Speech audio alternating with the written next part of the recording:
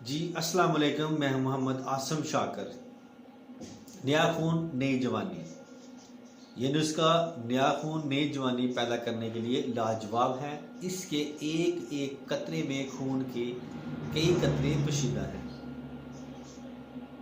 Whole Shafi, बरादा फलाद 10 ग्राम, गंधक आंवला सार 30 ग्राम, नुशादर 30 ग्राम, पोस्त हलेला 250 ग्राम, पोस्त आंवला 250 ग्राम, मजीठ 250 ग्राम, शक्कर 1 किलो।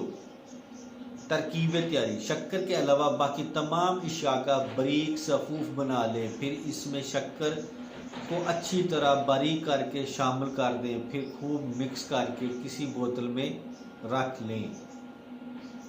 मकदार खुराक: 1 चाय वाला चम्मच सुबह नहार मुंह और 1 गिलास दूध के साथ इस्तेमाल करें।